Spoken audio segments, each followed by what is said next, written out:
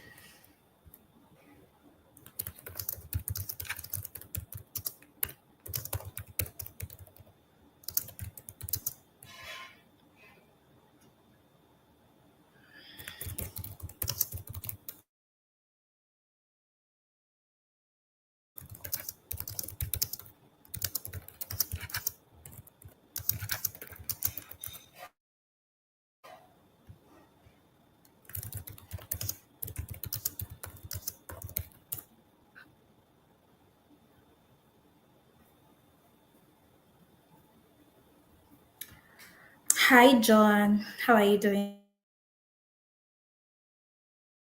I see that you have joined.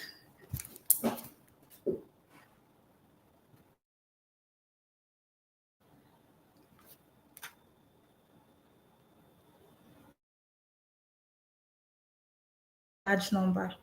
Let's get up to 20 persons on this stream so that great. Francisca, thank you so much. Thank you so much, Francisca. You hear me, you see me. If your friends are not here, I beg you, in the name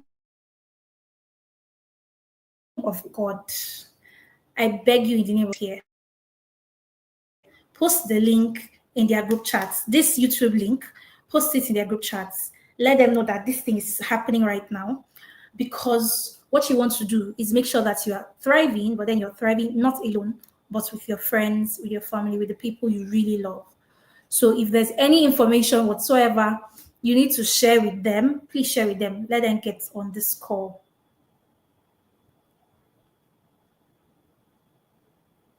Thank you, Deborah. Esther, thank you. Thank you, thank you, thank you, thank you.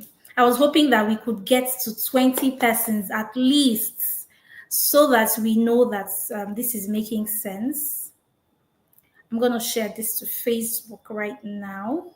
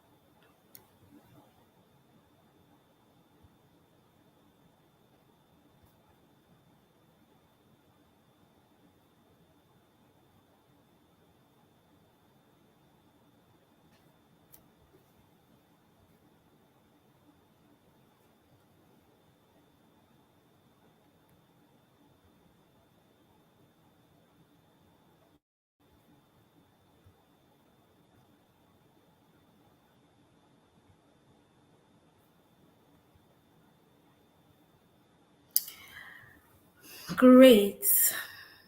Victoria Benson, I see you. Ozioma Morin, I see you. Favor, I see you. I think we should just get right into it. Two things. Number one, first thing that I want to talk about is the fact that I want you to consider this a community for your career growth. It means that everything you need for your career growth, from the point of clarity to the point where you get your job, and up to the point where you begin to learn certain things needed to thrive in the workplace and grow up the ranks, you should consider this a community, because I want the light is out. I want to always be there, especially for people who started exactly where I started, from the point of not understanding what they want to do with their lives, up until the point where they finally decide what they want to do with their lives, and then go on to get the jobs that they want, position themselves correctly. So that's the first thing that I want to mention, that you should consider this your community for you. So if you have any career challenge, I want you to have enough boldness to ask questions, because guess what? If you're in that group, it means that you're there alongside other HR professionals. So we have many HR professionals on that group. We have different professionals in different walks of life in that group. We have people like you in that group who also can benefit from your questions, right? And it is from your questions we will decide if you want to do webinars, or we want to respond on the group, or we want to have one-on-ones. So I want you to know that this community was created for you. I did not create it for myself, because necessarily, if I need to learn something, I would reach out to people who can help teach me that, right? But I created this community for you and every other young person that desires to learn and do more, which is why I would always say, consider this your community. Second thing I want to talk about is why we are here. Now, I will describe how we're going to go about this. First of all, we're going to start from everything that I'm going to talk about. Then we'll move on to our guest for today. Our guest is John Akpan. I'm going to introduce him later. But why I wanted him to be on this call is because most of the questions that we have is around CVs. How should I write my CV? How should it be? I know that I've answered personal questions, I've answered on social media, I've made posts like that, but it'd be good to have an HR professional himself on this call, so that he can either answer your questions and also throw more lights on some of the things that you think you know, but you're probably doing it wrongly. Now, let me get right into why we are here. So on the group chat, if you're following, please type "I'm following." If you're on the group chat and you can see this, please type "I'm following." Sorry, not on the group chat. If you're on this live stream, type "I'm following." Are you following? Until I get a feedback. Until I get a feedback. Yep.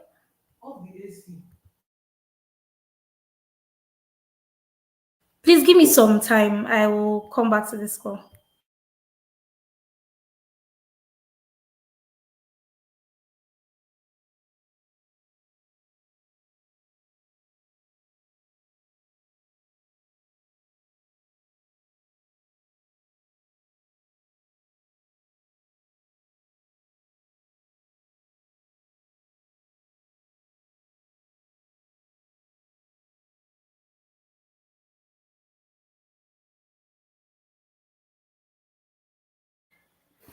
So apparently the gen went off, and then we have to switch to gen or something so that the room is not so hot. All right. All right. So first things first, can you introduce yourself? For instance, Favor, tell me what you do. Are you employed? Are you freelancing? Are you yet to be employed? Let me know. So for instance, say, of course, I can see your name. So you don't need to say your name again. You can just say employed, or working in a fintech, or looking for opportunities in financial industry, or just introduce yourself, so that when I'm speaking, I can use some of the examples from what you're sharing with me.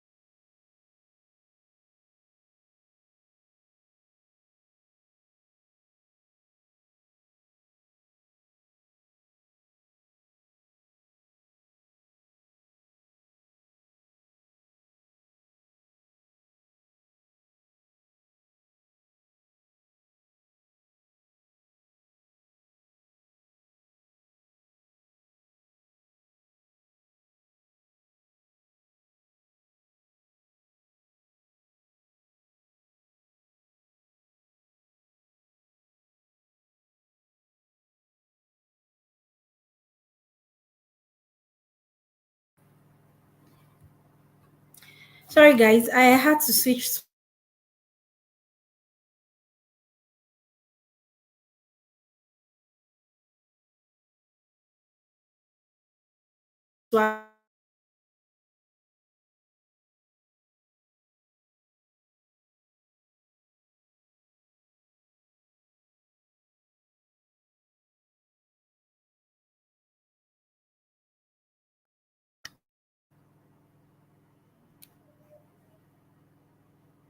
not employed. Udori's.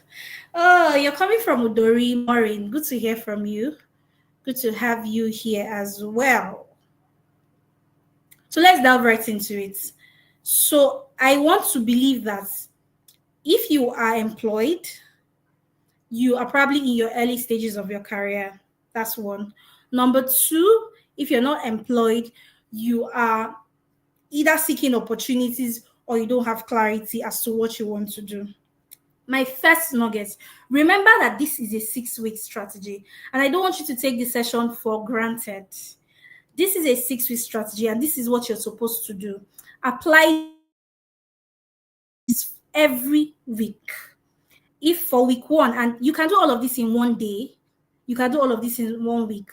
But I'm saying that for you to give yourself a breather, you can use a 6-week strategy. Use it in 6 weeks, and you can begin to get some of the results you require. So if your result is getting visible so that employers can see you, if your result is getting employable, if your result is getting unemployment, right, it's possible that this 6-week strategy can get you to where you want to be. Number one strategy, and you can write this down. I don't want you to just listen to me. It has to be important to you as well. Number one strategy is clarity. Now, clarity is so wide. For somebody who is already employed but is looking to go and get more jobs or a higher paying job, who is not satisfied where they are, clarity for them is different than from somebody who doesn't have a job, who is looking for a job, or who even doesn't know what to do with their lives. Maybe they are just done with NYC or they're in school and they're wondering, okay, what should I do with my life now, or when I go for NYC or after NYC? So it's going to be different. For you who is looking to switch careers or move companies, clarity for you can sound like, I want to get a managerial role in so and so and so industry, right? That is what clarity might mean for you, right? For somebody who is seeking a job, clarity for her might be, or for him, might be that, okay, there's so many things that I'm good at. However, I have never gotten employment before, but I realize that there's something that I'm good at that people always come to me for. What is that industry? What industry does that play? Is that skill needed? Can I then plug my skills into that and call that a career? Right? So, what do you need for now? Is it clarity? Why I call this a 6-week strategy is so that you can sit down. What is that clarity that you need? Because that clarity will help you not to apply to every job you see on the internet. They say they're looking for a brand specialist, you're applying. They say they're looking for a brand manager, you're applying. They say they're looking for a brand analyst, you're applying. They need a brand analyst in a legal firm, you are applying. They need a brand analyst in FMCG, you are applying. So there's no sense of clarity to what you're doing. You're basically just throwing your applications everywhere. And trust me, as much as that might work, to be honest, because somebody can just see it and say, hey, but then is it what you want? Because that clarity is going to be basically what you want, where you are headed, and how you are seeing it. You might be a data analyst, for instance, right? But you want to work in a fintech. And that's what you really want to do. You are clear enough. So it means that nothing concern Dangote Cement, right? It means that you're not applying to jobs in Dangote Cement. It means that you're not applying to jobs in the hospital, right? So that's what clarity looks like. And many times when we're looking for jobs, because we are sort of desperate, we are everywhere. Because we are desperate, we are everywhere. We are applying to everything. Anyone where I just see, anyone where if you just pay me small 400K like this, make I just be happy. So we are applying to everything. Meanwhile, it will take the time you're supposed to use to concentrate on what you really need, which is why clarity is important. So there'll be no point throwing your CVs, cover letters everywhere if you don't know what you want.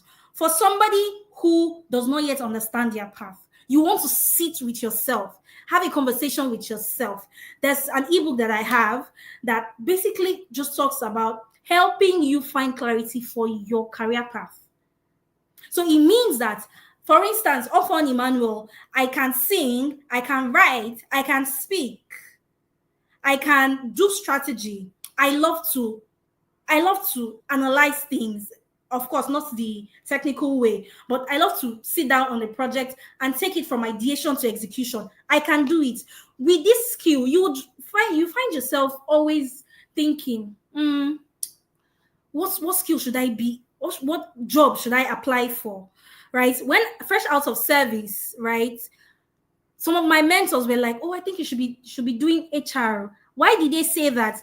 They said that because I had helped a particular mentor of mine hire up to 60 persons for her company, hire and trained. And at that time, I hadn't even done a CIPM. So it was just something that I could do. However, was it something that I really wanted to do as a full-time job? No. Because of my interest in career growth, career progression, you will still find me doing some HR things, but that's not necessarily what I want to do. So when I realized that everybody had an opinion about my life and what I should be doing, if one of my mentors even asked me to do a CIPM, that's when I went to do a CIPM. I didn't finish it because I somehow just felt like, I don't want to do this. Right? And then I realized that communication has always been my thing. I don't need to rehearse for anything before I speak. I don't need to, but I should, right? So it means that aside from having the skills and the talent, there should be preparation. But I'm saying that at the very core, at the very basic form, you should at least have something that you can do, that you can then call it, okay, maybe I should take this career path because it is something that I can do. It's something that resonates closely with me. So up until the point when I decided to pick a career in marketing communications, guess what? I had been publishing magazines. I've been doing big things in communications and media. But somehow it just didn't occur to me that it would be a 9-to-5 career. It would be a corporate career for me. That is why when every other person had an opinion about what I should be doing in my life, for instance, somebody even paid for a project management course for me. And I did it because I can actually do it. However, clarity helps you understand what is for you. So, do I still do project management with all the other things that I run side by side? Yes, I do. Do I still do HR on the side? Yes, I do. I still hire for companies. But what is my corporate career? What is my role? What am I called to do in the corporate world generally? Is marketing communications. And that's where I find my biggest strength.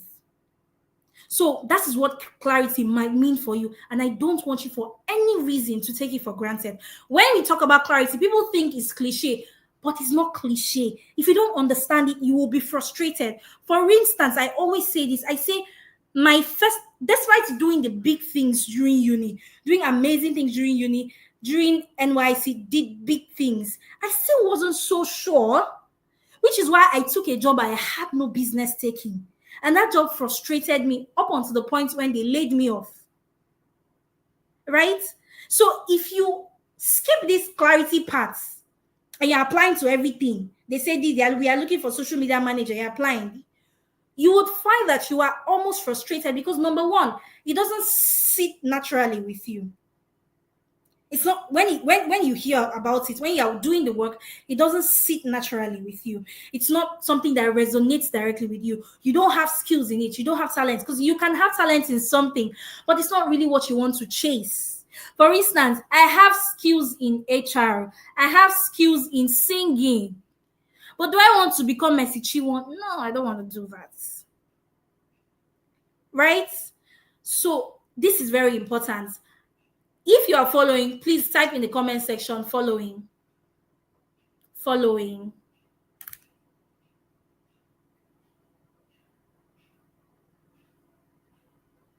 Before we go to strategy 2, type in the comment section following.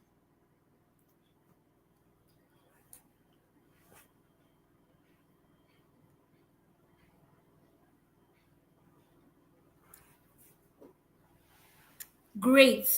Thank you, Esther. Thank you, Her Majesty. I love the way you spelled it, Her Majesty. Thank you, Elite Squad. Okay. Great. Amazing. So, clarity is important. If not, today you will do customer care. Tomorrow you will do social media manager. Next tomorrow you will do engineer. Upper the other day you will do med lab scientist.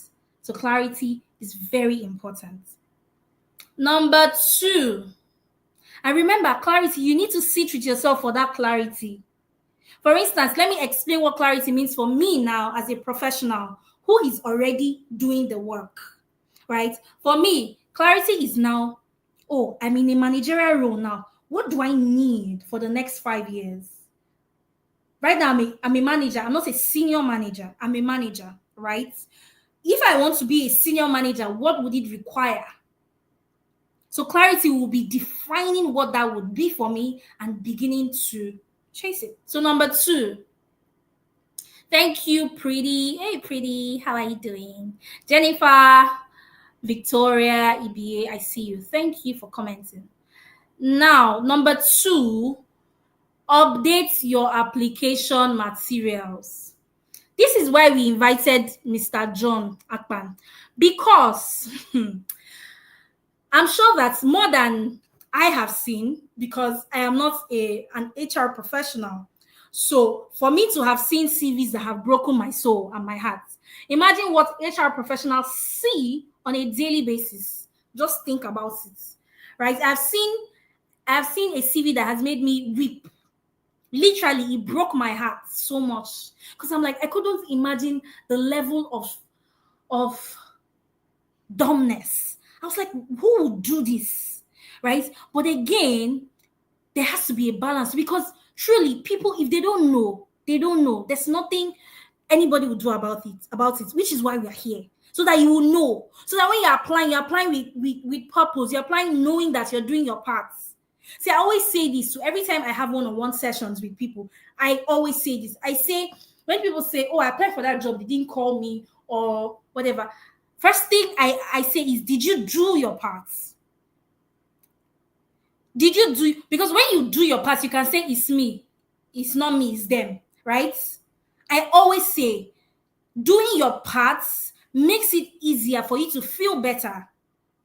If your application materials are not in their best form, who should consider you a serious person? Nobody. I have seen a CV where the person wrote the name of her spouse. She wrote the name of, I ignored the other things that I saw, her local government, her primary school. I ignored it, no issue, because to be honest, there are some jobs that, for instance, we're applying to a government job. No, they actually want you to put all those information, right? But she put her spouse's name, like her partner's name there. To make it worse, she did not even send me a soft copy. What she did is she printed her CV, put it on her bed and snapped it. I was seeing her bed sheets. Like she snapped it in her phone. So it means that it wasn't scanned. It wasn't even, it's not like online. Do you understand? So I have seen things. If your application materials are not in their best form, and you can make assumptions because you gave your CV to one CV expert online to do for you, you think it's in the best form that it should be. But no, it's not in the best form, which is why you should know by yourself. I always say, when people reach out to me to fix their CVs, I always say that I want to have a conversation with you so that you will know what to change in your CV after I have done whatever I have done. So that you will know. I want to have a conversation with you. I want to know your work. I want to experience you so that when I draft your CV, I am putting you in the best form. So I'm not just collecting what you've done before in the past and just rearrange, put charge. No, we are not doing that here. We need to understand who you are. And I need to let you know some things that you can change going forward. For instance, if you're applying for a specialist role, there are certain things you can tweak. If you're applying for head of department role, there are certain things you should tweak. So this is important. Your application must, your cover letter, you mistakenly send cover letter that you sent to the other company. You now mistakenly sent it to another company. Or you're using a generic cover letter that doesn't directly speak to the HR professional or the hiring manager. This is important. See, let me tell you, this is 2025. You're not going to play small. Yes, it's your career. But in this community, you will not play small. You will not show up looking anyhow. You will show up in your best self. We are not going to let it happen here, which is why I want to encourage open conversations. If you have questions, drop it there. We'll try as much as possible monthly to address questions. If people can address on the group, they're great. Your question can solve another person's problem. This is very important because some of you can have one in a lifetime opportunity. I was speaking to someone, and then the person said, oh, I need somebody to do so and so and so thing. The person sent me their CV. So I requested for a CV. The person sent me their CV. I didn't even look at it, right? I just forwarded to the person. And the person called and said, did you see that CV you sent to me? Oh, I was so embarrassed. I was so embarrassed because this was me recommending and I hadn't even looked through. And the CV was just somehow. So if an opportunity comes up, I want to be able to trust that, hey, the people in my community, they have good CVs. We've taught them. We've given them opportunities to improve. The light goes off again. But can you hear me? Is it too dark for you?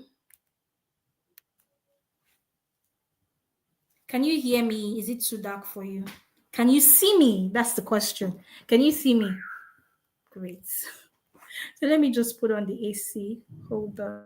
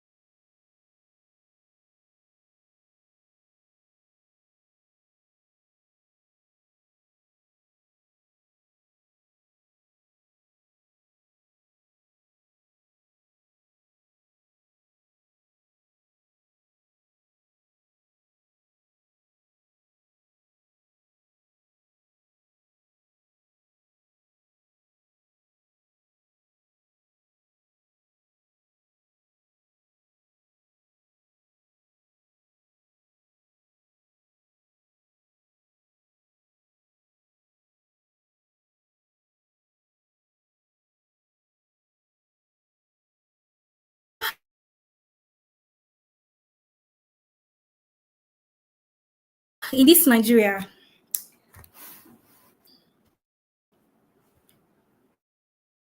right? And to think that it chose today of all days, it chose today to misbehave. Of all days, today. Great. But we are here and we have to kill it to the end. Quickly, let's get on to so when I talk about your application materials, your CV, your cover letter, your LinkedIn profile, your portfolio, your CV, cover letter, LinkedIn profile, portfolio. I always say that I know that some careers necessarily do not require a portfolio, but if you're in the creative industry or you are in tech, you should definitely have a portfolio. A portfolio of things that you have done before, things you're capable of doing, and your strategy towards addressing problems, especially as regarding to if you're in marketing campaigns or if you are in design, your design processes and all of that. It should be contained in your portfolio because I think that CVs don't exactly tell what you are capable of doing. They're just, people saying what they want to say, right? But portfolios can show them what you have done before, which kind of helps them make a decision about you even before they meet you, right? So always have that. So 4 things under your application materials.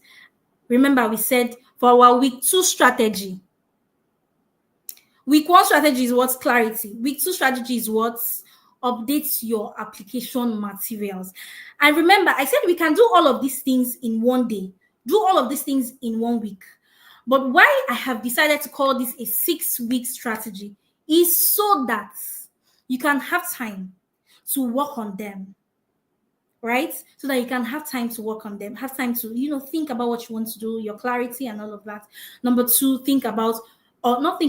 actually update your application materials, CV, LinkedIn, portfolio, cover letter. Yeah, those 4. And even if you have more, yeah, great. No, Her Majesty, we are in week 2 already. Week 2 strategy is update your application materials. Application materials would be cover letter, CV, LinkedIn, portfolio. Okay, so update them, right? Update them. Very important.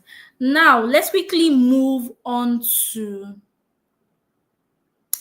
our number 3 strategy. And I'm trying to rush. Like, there's a lot I have to say, but I'm trying to rush so that our guests can now sit down with us and dissect CV. Like, he would dissect CV so that you as he's talking, pull out your CV. And as you're looking at it and you see one nonsense, just tell yourself, now what for you? That's what you should do. And that's why I want to put John at the end so that by the time he finishes with you, you go back and work on your CV, right? So number 3 strategy is expand your network. Expand your network.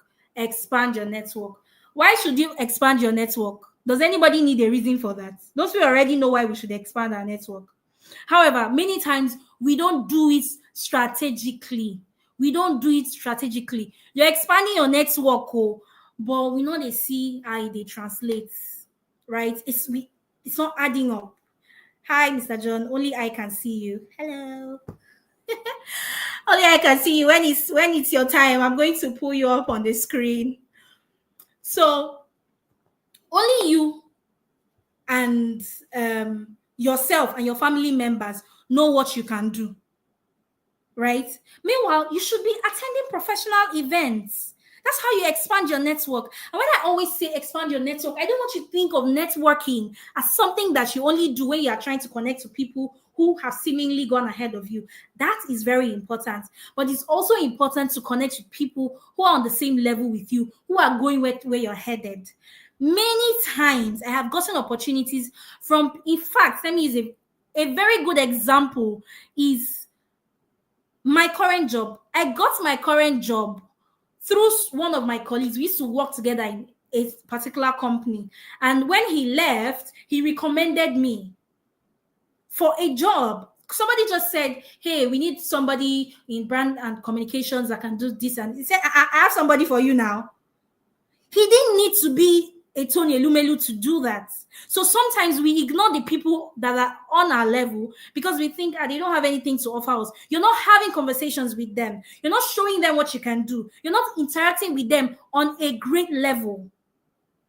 You're not telling them your capacity. You're not showing them. You're not building friendships with you. When I got a scholarship, a $40,000 scholarship to go and do a postgraduate, who gave me that opportunity? Or let me not say gave. Who introduced me to that opportunity? Somebody on my level. He was in that program as well. He shared me a link and said, Ofon, I really need you to apply to this. And I'm like, I beg anything when you go carry me, go abroad. I don't want. But somehow, just like, when I saw it, I'm like, this guy is balling. And I decided to apply. Even when I applied, I don't believe and say, why they will give me. Do you understand? So you need to also consider people on the same level as you. Let them, don't just, be lounging. Let them know what you need. Let them know what you can do. Let them know that this guy sabi do growth hacking. Oh. This guy sabi do. Let them know what you can do. And don't go and create relationships where you are the only person giving, or sorry, they are the only persons giving to you. Also create a system where you're able to exchange value. Now let's talk about people who have gone ahead of us. The way you want to interact with them is quite different from the way you want to interact with your friends, with people who are on the same level with you, because you don't need any particular permission to chat up your guy and say, guy, how far? I'm looking for a new role. You don't need any permission. But when you're interacting with people up above, you want to be more respectful, more courteous. You want to ask them for a time when it's suitable for them. They might not even see your DMs.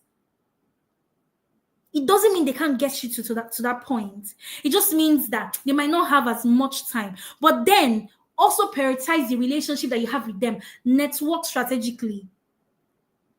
Prioritize the relationships that you have with them. Many times roles have come up and I'm thinking, hey, who is the social media manager again? Hey, who is this? And then I'll not go and post it. But before I post it, I would have thought about it so that I will send the person a message. So the people that you want to reach on that level, how are you interacting with them? You're not even commenting on their post. You want to go to their DM and say, Ma, come and mentor me. No, they don't have that time. You're not even commenting on their posts. You've never bought one of their books. You've never done something that would catch their interests. You've never even attended their events. But you're just trying to get their attention. You have not given any value that they can recognize. So this is very important, right? So go to events, meet people, use LinkedIn.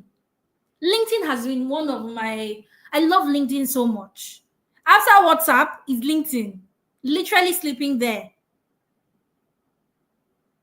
So who are the people you need to network with? For instance, let me give you a great example. Yeah, I'm in marketing and communications. Yeah, I can mention 10 big people that I want to associate myself with. If I see the opportunity, just be like, Oga, how you take enter Meta?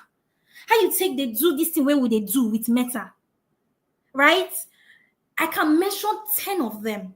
I follow them back to back, not because they're going to say, hey, Ofon is well. No, because I want to see where their head is at. I go through, if they go through their analytics and they see the number of times I used to look at their profile, I look at their profile with my full chest because I want to see where they've been before. If they've been at an oil and gas company, I'm like, oh, so it's possible to do this at an oil and gas company. It gives you an idea of what is possible. It gives you an idea of what is possible. Look through their profile. Where have they been before? What did they do when they were there? They just posted that, oh, they're starting a new role. Like, oh, wow, is it possible to do this?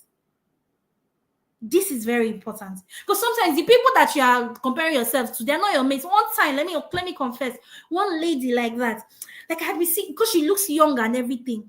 And we say, this woman, this girl, they do things. So I call that girl. She do things. So, oh my gosh, I love what she's doing. The day I looked at her profile on LinkedIn, I know say she not be my mates. Not even age-wise, because she had 50 years experience doing this thing. So she's not my mate. So imagine that instead of learning from her, I'm going to say, she posts this one, so they make I follow post. She's not my mate. What you should be doing is learning and seek opportunities. It doesn't have to be directly. Opportunities to learn from them. The people who organize conferences, just to share what they want to know, but you will not go. Why? So you should always choose to expand your network. Let's move on. That's the 3rd week strategy, right? Remember, we are doing this week by week. Now, for your week 3, I don't mean that after the other weeks you should forget networking and all of that too. I'm just saying that if you need to take this week by week and establish those connections, look at your industry. How many people do you want to follow? Are they doing what you want to do? Do you need to follow them? Do you need to follow all their posts? What are they saying? Let me give you a good example. People know that I do brand communications and marketing here. So when there's a role, they say, often people that are my friends, people that are way ahead of me say, often I need somebody to do this so and so thing. you can recommend, because they know I'm in that line. So if I'm following people that's in my line, them too, they have bigger friends that can refer me, or they have bigger friends that can make them make a post and say, we need this. I mean, so I can apply. We need to look at networking holistically, and don't look at networking as an opportunity for you to take. You must think of an opportunity to give. Another thing under networking is, what does your personal brand statements sound like? What does, call it an elevator pitch or whatever. What does it sound like? If I meet you for the first time, without you sounding like you want to sell something to me, what should I know about you? So you should know it's like, say, tomorrow, no day. Because people want to know you. And it might sound casual. Like, I'm not saying you should go and cram something and say, hey, my name is Ofon Emmanuel, I do this, I do. No. It should be natural to you. It should be a conversation. Learn it, know it. So that when you meet people that matter, you know what they through your mouth, you know what they want, that make I go greet her, make I not go greet her. This is important. All right. Next, our week 4 strategy, and I'm going really fast because I know that I spent a lot of time trying to get my tech get my tech right, because I discovered last minute that my Zoom subscription is expired. So I needed to switch to StreamYard real fast. And thank God I got that sorted out. So I'm going to move really fast. If you have questions, please put it in the comment section or on the group. Better on the group even, because we might have more time to answer there. Another one is our week 4 strategy is what? Apply to targeted jobs. Like I said, I think I already touched on this a little bit, right? Now, don't be applying to everything. I know that you're looking for work, but you can't be applying to everything. You can't be, see, once you understand it, you know that you're not supposed to be applying to everything. Right? I know that application sometimes is a game of numbers, but you cannot be applying to everything. That's one. So you need to know the things. It has to be targeted. Not everything. If not, you will expend your energy. Right? That's one. Number 2, what is your application strategy? My application strategy for last year was every day apply to 5 places. 5 places that you really want to work at. Not 5 places that they say, make I just apply, make it be say I don't apply to 5 places. No. So it means that every day my eye is on the job boards that I'm supposed to be on. There are several job boards. Today is not the day to talk about job boards. Right? That's number 2, strategy. Your application strategy. What does it look like? Your job search strategy. What does it look like? Number 3. Deborah, you said okay, I think you're responding to something that I said. So number 3, customize your job applications. Don't make it generic. And I'm sure that Mr. John is going to address that in his own session. So let me get it quickly. Your job search strategy, very important. Make, so that you will know that, okay, I've applied to this place, So remember, when you apply to something and they don't get back to you, think to yourself, is it me or is it them? So it means that you have to come correct, right? You have to come correct so that you can say, it's not me, it's them, right? You can, excuse yourself and say, there are many fishes in the river. Somebody else will call me, right? Then number 5 strategy. Her Majesty, you were taking notes before. I'm not seeing your notes again. Number 5 strategy, your interview preparation. So you've gotten this opportunity now. So they now call you for interview and you're not prepared. What's the meaning of that? They call you for interview and you're not prepared. I know that a lot of things can happen, can come in the way. For instance, there are some things that are beyond your power. You have to be prepared. Last 2 weeks ago, I was helping a friend who has an entertainment company. I was helping him hire for a role. Was it one role? Yes, a role. And many people, the people that some people didn't even show up for the interview. Some people showed up looking very tattered, looking somehow. And it wasn't even a physical interview. So imagine that Virtual interview, I can see that you're tattered. From your head to your shoulder alone, and I can see that you're tattered. No, now, it shouldn't be. So you need to always show up sharp, right? So what do you need to practice? What do you need to practice? Practice your general interview questions. Do mock interviews. You need to practice understanding what the company is about. Practice understanding what the job role is about. So one time I did an interview, somebody joined my interview and was telling me, and I was like, oh, what do you understand about the role? Because I want you to have an understanding of the role as well. Like I would describe it to you what we want. However, what you understand by what we have advertised. And this person said, he didn't even know, like he didn't even know about the role. Like he just, I'm like, what are you talking about?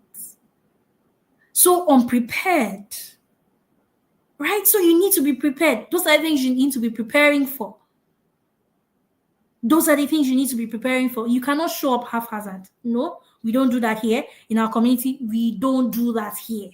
You need to come correct. That's what I always say. I always give people an opportunity to, if you need to do a mock interview, ask on the group, hey, is anybody that can help me do a mock interview? I'm preparing for this interview and I would like somebody to help me do a mock interview.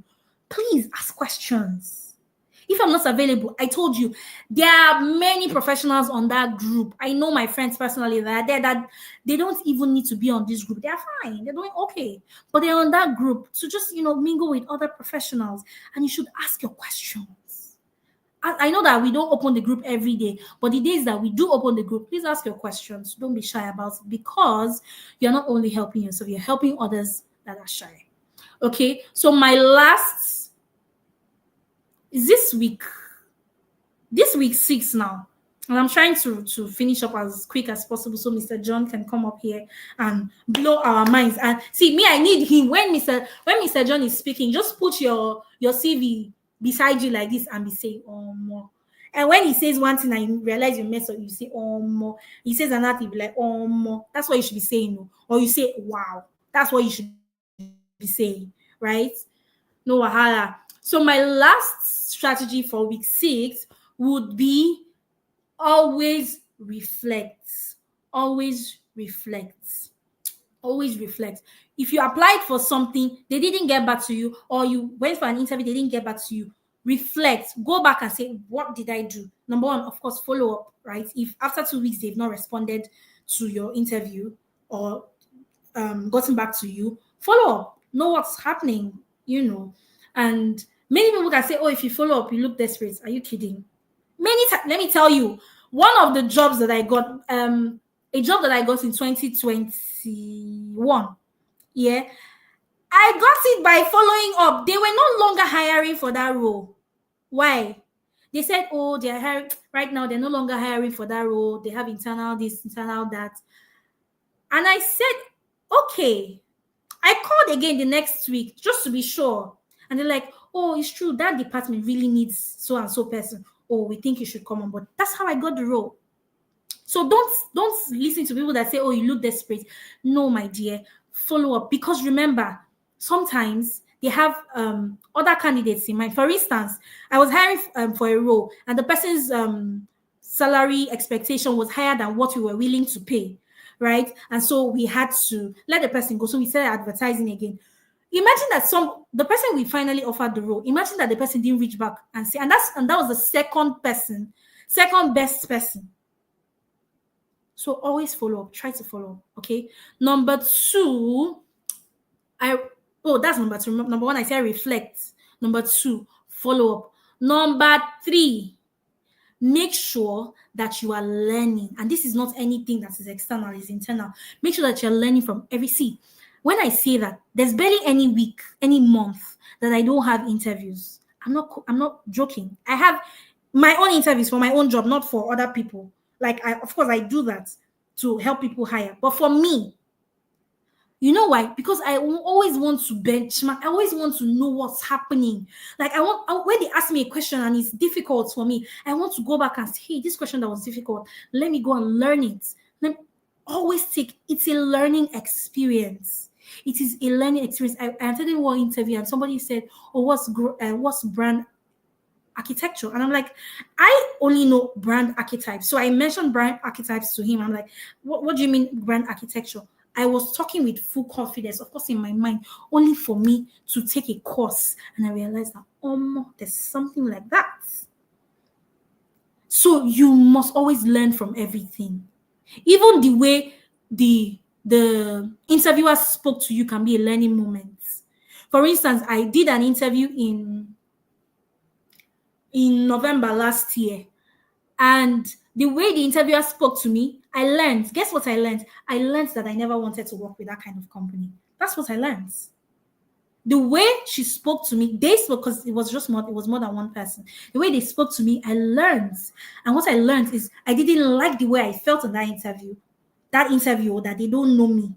They didn't learn, they didn't have courtesy to speak to me properly in a kind manner. I knew that I never was going to work there. So I knew that if there's any opening there, I'm a culture misfit for them, and they are a culture misfit for me. I cannot align with that kind of company. Why? Because even on that call, the way they were speaking over themselves, the way they were speaking to themselves, I knew that they lacked respect. Respect was not one of their core values, and I'm not going to engage. So if that's what you learn, that's a good thing. Always learn. Always know that every experience you learn from it. Right? So that would be all. That would be all. I want Mr. John to quickly come up and tell us how greatly we are doing with our CV or how badly we are doing with it, so that we can go back and work on it. I don't want you to sleep this night without looking for something to change on your CV. Change for better, by the way. Right? I don't want you to go to sleep this night, right, without taking what Mr. John will share. And I don't want you to take it for granted, whatever he will share, because trust me. Trust me. So let me read a bit of Mr. John's profile. So Mr. John Akpan is a human resource management practitioner with more than 9 years of experience in IT, hospitality. As I'm saying IT, be saying experience in IT, hospitality, oil and gas, telecommunications, and financial services industry. There's nothing that is remaining, meaning he has done all. So literally. So Mr. John is an alumni of the prestigious University of Uyo, where he graduated with a BSc in marketing. Even me, I did not know that you did marketing, Mr. John. Right? He also has an MBA from Oxford University. Professionally, Mr. John is an associate member of the Chartered Institute of Personnel Management of Nigeria, which is CIPM, a member of Organization Leadership and Development Network in Zimbabwe, a senior professional in HR from Human Resource Certificates Institute, USA. You people should be saying, wow, as I'm reading all these things. Mr. John is the founder of Recon Consulting Limited, an HR career management company. He's actively involved in public speaking, training, career coaching, and people development and management. And I'm happy to say that this will be the second time I'm asking Mr. John to come and talk to my people. You people were saying wow, wow, wow when I was reading. I love it. Yes, I love it. Right. So, Mr. John, this is the second time I'll be inviting him. And please, on the comment section, please tell Mr. John thank you, because Mr. John is so kind for him to take his time. Sunday afternoon, everyone should be sleeping. Take his time to want to share his knowledge and his experience, meaning he's not sharing what he read in a book. He's sharing what he knows, what he does, what he accepts as an HR himself. So don't take it for granted. We are here for business. All right, please put your hands together for Mr. John. Oh yeah, be clapping. Put clap emoji there. Mr. John, you have the floor now. Okay, thank you, and good evening from here. I don't know where you are watching from. Okay, let me on my camera. Sorry, I will switch it off in a few minutes. Okay, that's my face. Good evening and happy Sunday to all of us. My name is John Akpan. I think Ofon has already introduced me.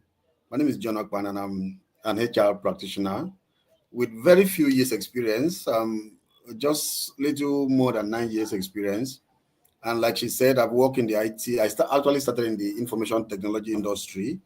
Then I later moved to the hospitality industry, telecommunication, no, oil and gas before telecommunication, and then from telecommunication to the financial service, which is where I am currently. By the side, I also have a side hustle. So I founded Weekend Consulting Limited, which is HR and career management consulting agency. With Weekend Consulting, we have done a whole lot in terms of people training and development, recruitment, and other services for some clients, some colleagues, and some friends. I was at the back end. I've listened to Ofon from the beginning, even to when she invited me to come in. So I've heard everything she said, and I will just add few things to what she has said. There's nothing I couldn't have agreed with her anything less. I've always emphasized the idea of networking. Okay, so you can't achieve anything without network. In fact, I always also tell people that networking, the word networking is actually work. It means be working within your net. So when people do networking, they think you are there just to gain from your network, from your people, from your friends, from your colleagues, from anybody you meet on the road. I said no, it's actually work. That's why they call it networking. You have to work within your net. What does it mean? You have to give, you have to sacrifice, you have to assist, right? So whatever help you need from your network, you must first of all give. So that's why it is called network. So you work within your net, right? So if you have anybody within your friends, your circle who is looking for help and you can assist, please, you have to. So in the process of assisting, you are actually attracting the person close to you. So when that person also maybe need help or need to recommend someone, he will remember you. Why? Because you have helped him or her in one way or the other. Okay, so having said that, my intention here is to tell us about CV. I've in my some years experience, I've heard people ask what is the difference between CV and resume. Resume is just an it's a pager. It's just one page. It's a I don't know if I should say it's a one page CV, but I don't want to say that. So it's like a CV, but it's just one page. It has few information about you. I think it's basically for those who are trying to apply for entry level roles, or people who are just coming out of NYSC, or coming out of school without prior experience. So you just talk about yourself, your school, your career intention or profile. Some people call it profile. So just few information about you, maybe your academics and few things. But CV is more than a page. It can be two, it can be three, it can be four, it can be five. It depends on your level and your career level. Okay, so having said that, how does a CV look? What is the structure of a CV, a good CV? Like often said, if you work in human resources, you will see a whole lot of things. You will see a whole lot of documents that people send and they call it CV. Sometimes you imagine, do these people actually understand what they're supposed to send? So when we post job, we are asking for curriculum vitae, your CV. Please go and find out the meaning of curriculum. What does it mean? What does curriculum vitae means? Please find out from there so that you know what should be the content. So a lot of people send a whole lot of things. But my question is what is the acceptable structure? What should be the contents of a CV? Now, the content of your CV, first thing first on your CV has to start with your name, and your name has to be centralized. I know people come up with um, a lot of design nowadays. People come with a lot of design. People use a lot of templates. Please, you have to know where CV is also what should I say? CV is what is acceptable in Nigeria might not be acceptable in UK, right? So you need to know the geographical area you are trying to apply for these jobs, right? If you're applying for a job in USA, you're applying for a job in Canada, you're applying for a job in UK, you are not going to use the same CV you have in Nigeria to apply for jobs in India and those other regions, right? In UK, I mean, let's say, for example, in Canada, when you design your CV, you need to put your passport or your picture, right? But that is not acceptable in Nigeria. Nigeria, you don't need your passport or your photograph. because in Nigeria we see it as a bias, it's as a form of trying to influence the selectors, the recruiters, to either look at your CV, say, oh, this picture, this person is fine, maybe we can get a beautiful girl like this, or what about those who are ugly or not as fair? Maybe people who are not as fair or people who are not as beautiful as others, wouldn't they get job? So in order to defeat that bias, in Nigeria we don't accept CV that has pictures, right? Except it is for maybe front desk, for some time anyway, either for front desk role, especially in the banking sector, or in a hotel, or in the aviation. They may say, okay, include your picture or send your photograph, right? So when a recruiter demand for your picture, you can actually attach your picture, either as yeah, so you can actually attach it to maybe your CV or your document, but not on your CV. We don't. It is not acceptable in Nigeria, but in Canada it is acceptable. In India it is acceptable. Sometimes in the UK it is acceptable, but not every part of UK accepts CVs with picture. Right now, the UK structure of a CV is almost the same thing with Nigerian structure, almost the same thing. The only difference might be maybe in some areas that they may need picture, except that there's nothing different from the CVs we accept in Nigeria and what is obtainable in UK. But in Canada, you must have your picture. In India, in US, you must have your picture attached. I would like to share my screen because it will make this job a bit um, it will make this job a bit easy for me. So we'd like to share my screen, share example of my CV. So we'll use that to say one or two things so that we at least we can understand um, what I'm trying to talk about.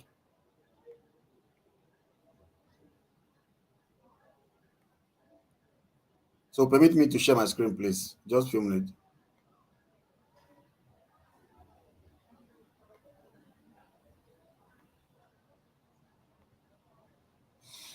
Okay, so you have seen, if you look at the screen now, you will see my CV. This is my Word document. Remember, you're supposed to have both Word and PDF format of your CV. So in case maybe some recruiters might demand for the Word document, you can easily share. But most of the time, we prefer PDF, right? So except it is clearly stated that it should apply with your Word document format of your CV, then you can use your Word format. But except that, most of the time, it is recommended that you use your PDF format. This is how a CV should look like. It starts with your name, and then if you have some professional certification, you can attach, but let it not be with the same. Let the letters not be with the same font, or font size, not the same. It should be at the same font, but not the same font size. With those rules. After that, you put your location. Where do you live? It's not just enough to say Lagos. Sometimes you will see some job advert that will specify location. Now, some will say proximity to the location is preferred. So your CV should tell us not your address. Don't say number 12, Mike Esu Street, number whatever. No, no. Just state your location. For example, mine is Ikeja, Lagos. Okay, now why we say don't use your address is because you don't know who and where your CV will fall into. It can get into the wrong hands, but they may know your area. They may know, oh, you are living at Aja, but they may not have address. Okay, nobody will want to go to Aja just to look for John, right? They might go to Aja, they might come to Ikeja, but they don't have my address, right? And if they call me and I'm not comfortable with them, I might not want to go out. I might not, if I don't know who is calling me, I might not want to give anybody my address. So you just put your location. Ikeja, Lagos is fine. Then you have at least two phone numbers. At least two phone numbers in case the first number is not going through, the second number should go through. We have seen several CVs without phone numbers. How do you expect people to call you? Right? Some people have only email, and sometimes you send the email to them. Some of them don't read, right? From time to time, as someone who is looking for job, first of all, you need to be checking your email from time to time, maybe once in a day or twice in a day. Sometimes you apply for job and they send interview invite. They might send the interview invite today and they expect you to do the interview the next day. If you don't check your CV, I mean your email, maybe in the morning and in the night, you might not know, right? You may miss some interviews. So it is recommended or advised that you check your email at least twice in a day, either in the morning or in the evening, or both. Okay, so after that, your email should follow. After the email, your LinkedIn profile. Now, why do they need your LinkedIn URL? It is important. Your Sometimes they check your CV. Immediately they see the LinkedIn. They will have to go to your LinkedIn to check. Most of the time, I've seen people. I've pushed people, right? People who have not applied for job. We have a vacancy, so instead of publishing the advert, I will just go to LinkedIn, and then there's how we normally how do I call it? There's no how we normally checked, right? I'm looking for an experienced person, for example, maybe a developer.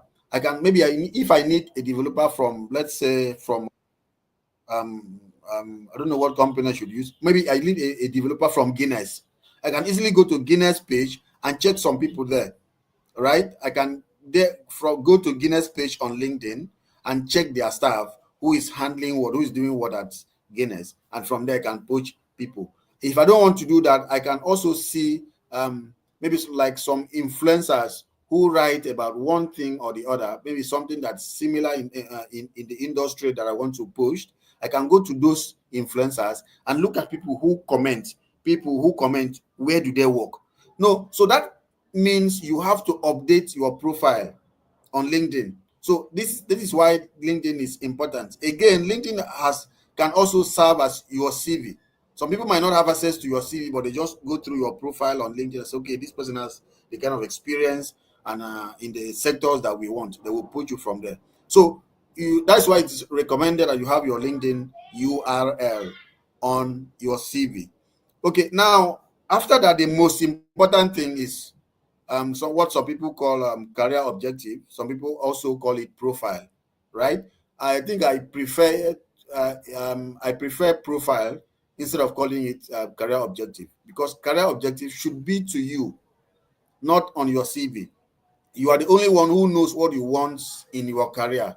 So there's no need communicating that. Whether you want to become a general manager, you want to become a CEO, it is not anybody's business. It is left for you to know, oh, this is what I want to do. Okay, you should go to that. But why I prefer profile is because when you are talking about your profile should talk about who you are, your experiences, right? What you have done, the qualities that qualifies you for that role. So if you look at this my own now, you see a goal-oriented, strategic and operational human resource practitioner. Now, this also means I can use this CV to apply for only human resources role, right? Often I said that she said something that you have to know what your career path should be. What exactly do you want? What is your career objective? Where do you want to build? What industry? Okay, I am a HR practitioner. I can't use this CV to apply for marketing job, though I studied marketing, right? I can't also use this CV to apply for graphics design role. No, I want to use this CV for human resources role. So immediately I state this, anybody who read this first sentence understand that this person is an HR person, and they will know, okay, are we employing for HR? Yes. If we employing for for HR role, this person has already met number at least one requirement. Now, how many years of experience? So it has to state, your profile has to state the career path, has to state the number of years of experience. Now, in HR, there's something we call generalists and specialists. If you're an HR person, you are either a generalist or you are a specialist, or you are both, right? But also it depends on your career level and what exactly you are aiming at. If I want to become HR manager, and I know for anybody to employ me as HR manager, I must have been a specialist and also a generalist. A specialist means if I specialize in only recruitment, I can only apply for jobs that for companies that need only recruiters or talent acquisitionists, right? So I can apply for a compensation and benefit role. But if I am a generalist, it means I know about recruitment, I know about salary, payroll, compensation and benefit, I know about performance management, I know about onboarding, I know about strategy development. Now, but these are different areas in HR, and someone can either specialize in one or two or more of these areas. Okay, right? Now, for you to grow to become a general, maybe a HR manager, HR director, you must have an idea in all these roles. But if you are starting, it is recommended you start as a specialist. At least be an expert in one level or in one area first. So your profile should talk about your experience. Now, for someone who is just starting out in his career, right? This is where your career objective. This is where I would recommend what they call career objective. Um, right? A career objective. First of all, you need to describe yourself. You need to describe the kind of roles you are looking at and where you have your experience. Now, when we also mention experience, some people say, I just finished school. How am I supposed to get experience? I've never worked anywhere before. No, you have experience. While working, maybe while schooling, you have assisted your mom in a shop. That means you have sold, right? You've collected money. Or maybe while you are, if you were studying account at home, maybe in your mother's shop, in your father's shop, you have assisted your dad, you have assisted your mom in recording account. That is account, right? You have checked in their book, you have helped them to analyze where to invest their money or whatever they need to do with their money. That is account. So you have done one or two things. That is an experience. You have worked as a customer service person before. You have helped your mother or your client or your aunties or your relations to sell one or two things. You've attended to their customers. That is an experience. So it just left for you to know how to coin it, to know how to put it out there. Okay, so under your profile, what is expected is what your intention is, the role you are applying for. Your number of years of experience is highly recommended that you should put it there. Okay, so if you have 4 years experience and they are looking for people with 20 years experience, already you know that you don't qualify for that, right? But it's also recommended that you shouldn't have like 100% years of experience. If you have like up to 4 years, you can apply for role that needs 7 years, right? So you can apply for 6, you can apply for 7, but don't go to like 8, 9, 10, because that is far more above your grade and your level. Okay, having said that, after your profile, the next thing should be what? Your skills and competencies that qualifies you for the role. Remember, this my CV, the CV that I'm using for an example now is for mid-level or senior people, for supervisors, managers, or team lead role, or maybe director role. We can also use the same format. So immediately after your profile, the next thing is your skills. Remember, if you are applying for a job, there are 3 basic areas of skill that your employers is looking at. Your technical skill, that means the skills that qualifies you or to be able to do that job in that field. If you are looking for graphics designer, some of the technical skills should be Corel Draw or Adobe Photoshop and other technical skill. Then if you're applying for maybe government, you need to have an idea of what politics is all about, what public administration is all about. But if you're applying for private organizations, business skill has to be needed. And what are those business skills that are related to the field or to the role that you are applying for?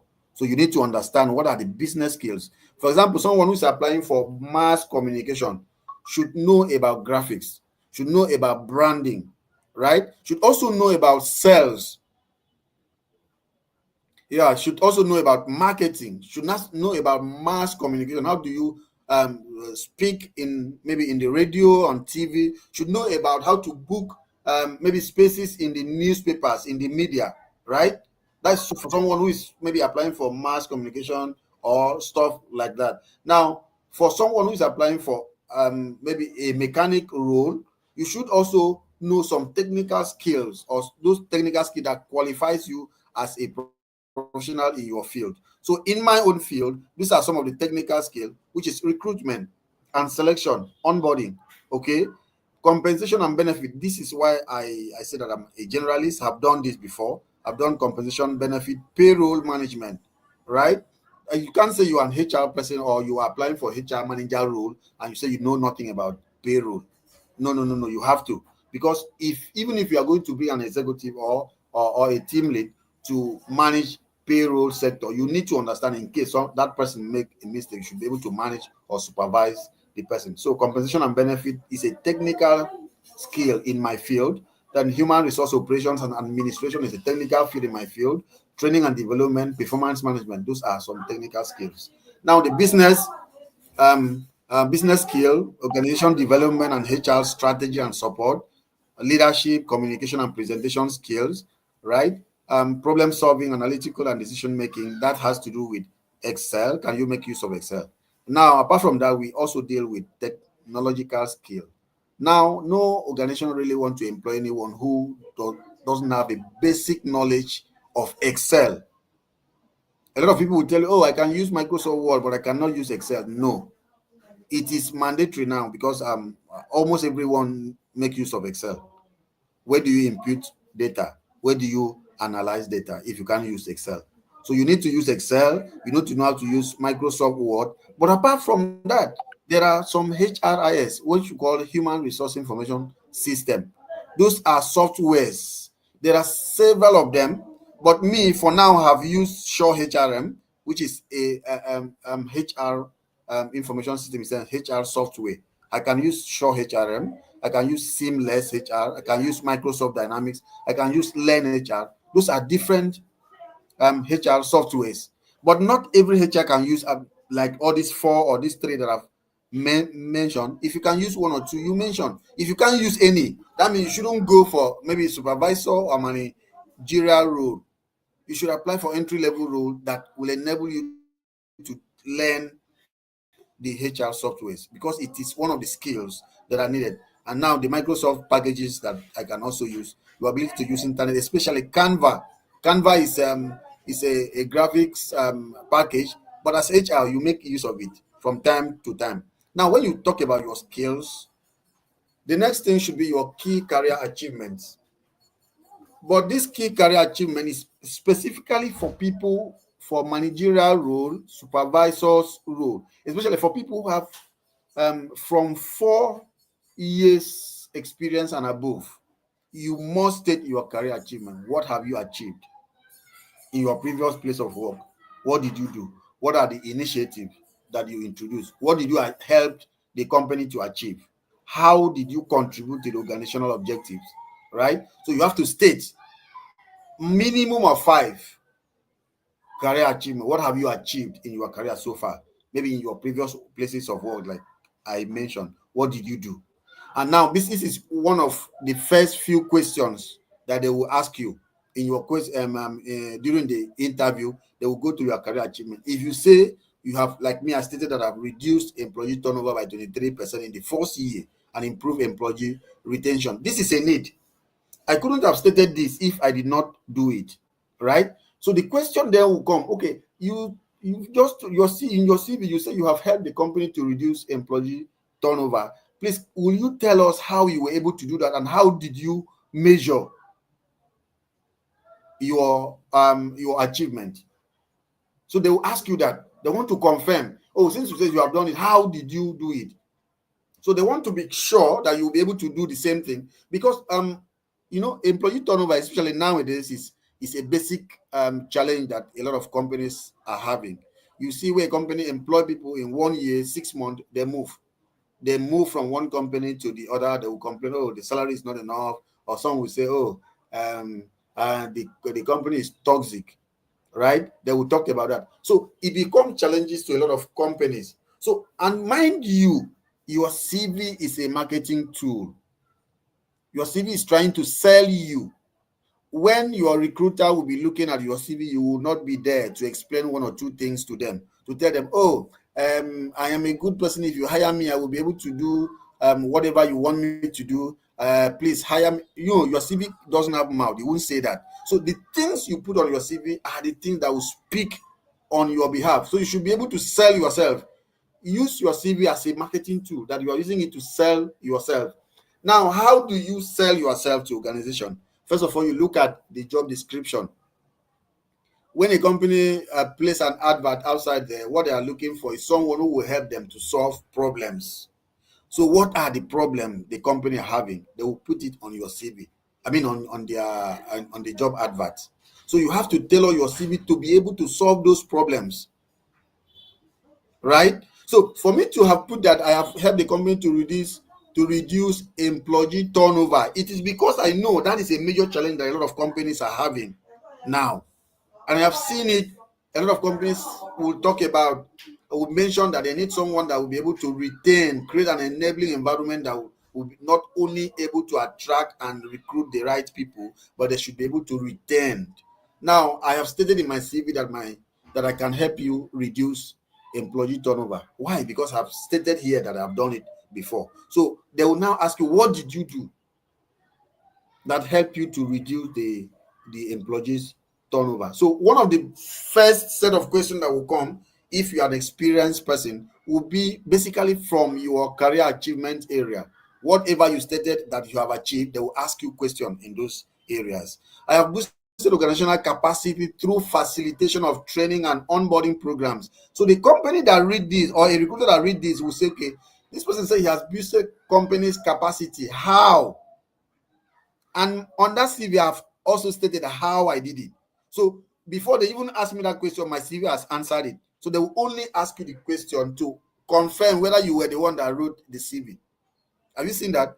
So if you maybe give your CV to a professional and they help you put whatever they like or they think, oh, this will help you to get the job, you apply for jobs and maybe when they look at the CV, they'll say, okay, this person has the kind of experience we need. They will invite you for interview. But during the interview, they will want to confirm whether you have any idea about what is on your CV. So most of the questions we normally have during the interview comes from people's CV. You ask them one or two questions, and some of them don't even know. They don't know what is on their CV. Some of them will tell you, oh, in 2021, but their CV said they graduated in 2018. Have you seen? So that's why sometimes we try to advise people, even if you give your CV to someone to do it for you, please sit down, understand everything that is on your CV. If you need to ask question, ask, why did you put this here? Let the person explain to you. So you understand your CV, you know your CV as you know the back of your palm. Because Mr. question will John, come I from wanted people. to say something. I Yeah. wanted to say that, do you know that we've interviewed somebody and we saw on his CV that he went to Unilag. And when he was introducing himself, he said that he went to, is it OAU, Abbey Rich School? You see? And I was very shocked because we wanted somebody that understood, um, first of all, that had gone to Unilag, understood the student environment, because it was a student ambassador position, so that the person can Yeah. help with customer acquisition, downloading of apps in the student community. So it was surprising that he didn't even know what was on his CV. And when he really said this thing, I just remember that Unilag he looks said, like wow. You see, so that is an experience. Ofon is not in HR, though she has HR experience, right? Now, if Ofon could say that, how much more those in HR? What do they what if they share their experience to you? Especially nowadays, a lot of people you see very beautiful CVs, and then maybe from that CVs you now invite people for interview. At the end of the day, you find out the CV is directly opposite of the owner, right? You will be happy. People don't easily. That's why a lot of recruiters now fall back to what we call recommendations. Sometimes they will look to influencer. They will look up to what we call the industry authorities. Some people that we know have experience in that field. We can reach out to them and say, okay, please, can you recommend two or three people for so role? They will look at their network and recommend one or two people. That's why when Often was talking about networking, I say it is, in fact, it is number one tool that I can, it's number one strategy that I can recommend to anybody. Okay, so but before I go to how you can build your network, let's just conclude what we started. Okay, so um I think I've mentioned that you should look at your CV. I'm talking about the key career achievement. Now, I also stated that in your career achievement should be something you have achieved, you have done, you have actually done in your hand, because they will ask you questions. It can be an initiative that you introduce and you facilitated. It can be the maybe during your volunteer role, your volunteer experience. This is what you do. This is how you assisted. Those are the things you should put in your career achievement, right? And I have also stated that for you to have career achievement in your CV, you are expected to must have had at least 4 years experience in your field, minimum of 4 years. So if you have up to 4 years experience, it is expected that on your CV you must have your career achievement, because you don't spend 4 years in a particular field, you have not achieved anything. Mind you, recruiters or employers are not looking for anybody, they are looking for people who will help them solve problems. So your career achievement should state how you help the company to solve a problem, right? Okay, so after your career achievement, the next thing you should have is your work experience, not your education. Education will come, but work experience, where have you worked? It has to start with the number of years. When did you start? Are you still working there or you have left? When you mention that, you not mention the company and you mention the role. Now, after that, you have to explain why I say a proprietary investment group with special focus on key sectors across Africa. Now, I'm trying to describe the organization, right? And their industry, what the company does. Now, this is basically for industry specific roles. Sometimes nowadays you see people place job advert and they say we need people with experience in the financial service, we need people with experience in the fintech, financial technology sector, we need someone with experience in the banking sector, we need someone with experience in the oil and gas, right? These are industries. So if you say or you submit your CV and you say you have worked in the oil and gas industry, which of the companies is the company in the oil and gas? So this is just a summary. I just described the company and what the industry and what the company is all about. After that, I go straight to my major responsibilities. I have described the industry here. If you see in the first paragraph here, from a proprietary investment group, right? I've started that. Now I now say as, because I'm trying to talk about my role as a senior HR business partner. I work with line managers, unit heads, and employees in the assigned companies to align business objectives with employees and management in designated business unit. Formulate now the second paragraph now describing my role, because if a company is looking for a senior human resource business partner, it's already they know they are looking for a team lead person, someone who should be able to supervise other human HR BPs, right? Or if you're a senior HR BP, that means you can work as a HR manager or you can work as a group HR manager. And now I will not be there to explain to them I have worked as a group HR BP, but my explanation here will state that, right? So after describing the company, anybody that look at this will know, okay, this company is in the financial service industry, but though they have operation in other sectors, you see, I have mentioned the sectors: financial service, hospitality and entertainment, real estate and infrastructure, agro allied and FMCG, healthcare and technology, and payment system, which is the fintech, right? Now, as a proprietary investment company, the group specializes.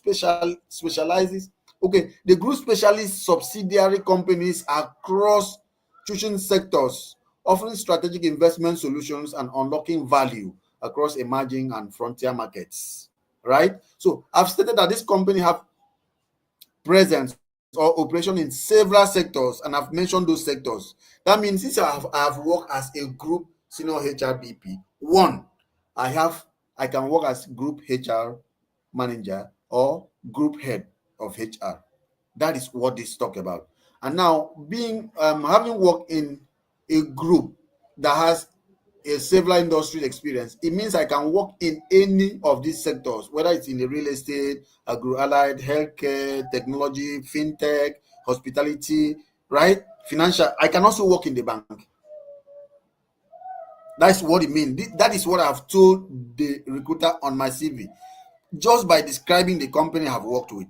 Now, I also talk about my role as a senior HR business partner. I work with line managers. That means my relationship is with the line managers. I also work with the line directors, industry directors, as well as other employees in assigned companies. That means when I talk about assigned companies, it means I understand what HRBP role or responsibility is about.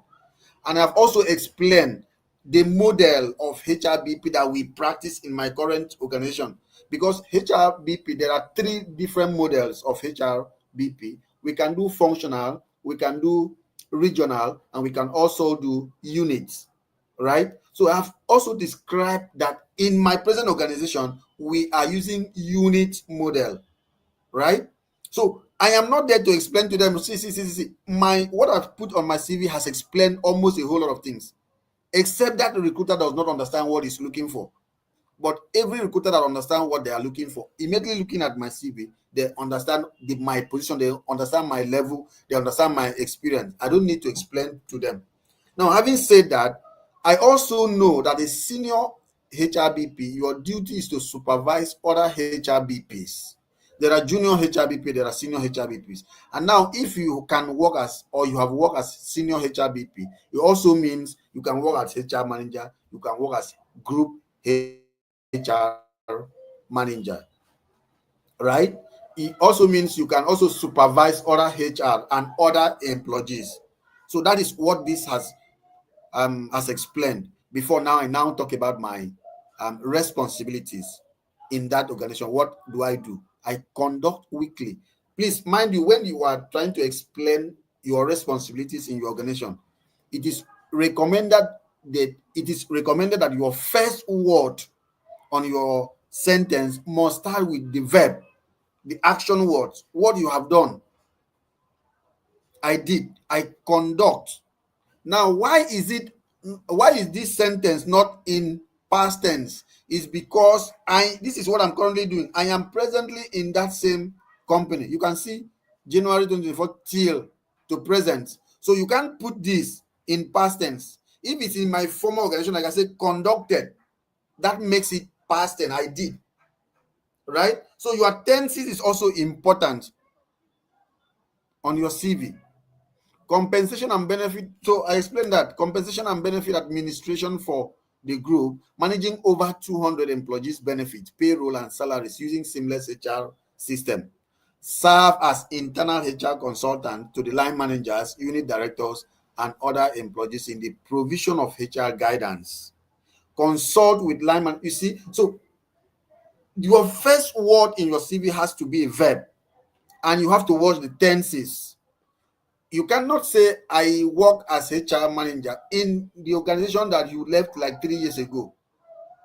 Conduct, analyze, assist. Okay, so if there's a company that you left some years ago or you are no more there, it has to be in the past tense because you are no more there, right? I've explained that. So immediately after your career objective, the next thing is your work experience. You mentioned that. Look at this. VDT, which is a telecommunication company, have to prove that I work in the telecom sector too. Human resource business partner in charge of technology and recruitment there. In this role, I add value, leading HR practices that provide employee-oriented policies. I've explained what I here because I've mentioned here VDT communications. Anybody that look at this know, oh, this is in the communication, either in the telecom or whatever communication sector. So they will now come down and I have tried to explain the role, what I was doing before I now go back to what I was actually doing. Okay, so now the reason why I also share some of this role or group some of my responsibilities here is because I'm trying to prove that I have worked as a talent acquisition person, which is recruitment. I have also worked as a business partner. All right. If you go down to some other organization, you will see lead people and culture operations, you will see some other things I've done. If you come here to Genesis, you see I've grouped it under recruitment and talent acquisition, learning and development and talent management, compensation, benefit and payroll. I talked about some of the things I did, and then performance management.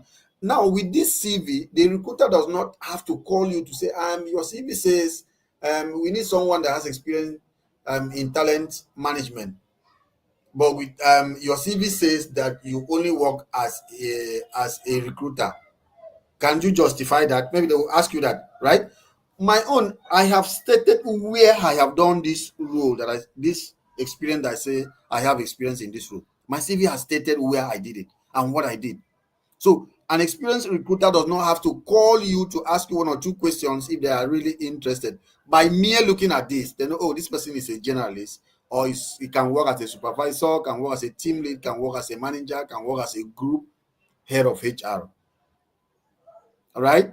Because there's almost nothing you will mention in HR that I've not had experience, right? But it wasn't, like I say, at the entry level, it wasn't like that. You need to learn also and also grow. So now, after talking, another thing you must observe here, see this. On this CV, you will see this. Immediately after the address, I draw a line to demarcate my profile from the address. I have closed. Drawing a line means I've closed anything about contacts. So I move to the second phase, which is the profile. Immediately after that, I draw a line, right? Draw a line to close where my profile stop. So you now realize that CV is divided into parts, different parts. Your name and contact, and maybe yes, your name and contact. After that, your profile. After profile, skills and experience. Then you go to maybe key achievement if you are in the mid level or senior level. Then you move on to your experience. At the end, you have to notice that after one company, this is my present company. So here you also notice that the first experience I put on my CV is my current organization, the most recent. From the most recent to the next, from that one to the where I started from, right? So you don't start from the last, maybe your first job that you did in 2021 to 2022, you put it first. No. Where are you presently and what are you doing? They will check on and that. So it has to go serially like that. Now you have to notice that this experience, after the first company which end here, I draw a line, right? To show that I've closed in this is my responsibility in this company. After that, I started another company. At the end of it, I draw a line. This is to tell people, okay, this is where my responsibility in this company stop. From there, I move on to the next company. Another thing we check is the dates, the years. When you stayed here, for example, you stayed here October 2022 to February 2023, right? After you left this company in February 2023, the next company, why did you leave? They will state here. Now they will ask this question. The recruiter will not call you. They will just look at your CV and monitor this. This person left this organization in February 2023. The next job that he got, what month did he start? It's a March. That means you got this new job while you were still working with this company. That is what it means. Yes. So there is no career gap or job gap. That's number one. So, but if you state here that you stop here in February 2023, and in the next job here, you state that you started in December 2025. Now, during interview, they will ask you question. There's a job gap or there's a career gap in your CV. Can you explain to us what happened between March 2023 and January 2025? And you say, in January 25, I was working with my uncle who was selling shop, and I used to help them to sell Maggi. But they have already asked you if you have sales experience. You said no. Right? You said no, I've never worked as a salesperson before. I don't know what sales is about. But you just explain now that between so time and so time you were working with your uncle as a sales person. You were helping your uncle to sell Maggi. Right? So what I'm trying to say is that let it be serially. Let your job explain when you start and when you stopped. Okay, so after this, after all those experience, the next thing that should follow should be education and qualification. We are interested in your job. What I have not updated this yet anyway, so I will have to add my master degree here. So I've not updated this. So um you start from the most recent qualification. If you have a master degree, you are expected to have your master degree and your first degree only on your CV. But if you don't have a master degree, you only have maybe HND or your first degree, you put your first degree and maybe the secondary school. In fact, you might not need secondary school is not important, because everyone knows that for you to have gotten to higher institution, you must pass through secondary school, right? For because of space and time, you need to know how to manage that. If you have a master or a second degree, you state your second degree, first degree, right? If you have only first degree, you can state your secondary school if you like. If you don't like, you can leave it. It is not mandatory. But let your first degree or maybe your HND, your diploma, let it show. Now, if you have after your first degree, you have a diploma, PGD, right? Postgraduate diploma. Please, because that also tells us that after your first degree, you have gone ahead. Though you have not gotten a master, but you have gone ahead of your first degree. If you have PGD, so you start with the PGD and then your first degree. There's no need for your primary school, maybe nursery school, because some people do put their nursery school, put their secondary school and all that. No, you don't need all those things. Okay, then after that, you need professional affiliation and membership. Are you a member of any professional organization? If yes, you state them and mention the year you became a member. Okay, so like my own, these are the few ones I have, and it's there. Okay, now after that, is there any other training that you have done?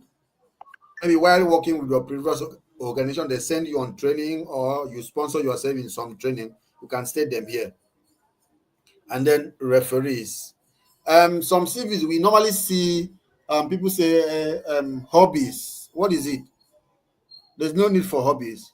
Okay, whatever a hobby is, in fact, a lot of employers don't have intention of don't even look at hobbies. It doesn't matter. It doesn't make sense to them again because of space. Now, as a recruiter, what exactly do we look at when we look at your CV? And we all know that recruiters spend maximum of 6 minutes on one CV. So where do they look at? Number one thing they look at when they get your CV is this place, profile. Your profile explain a lot of things about you.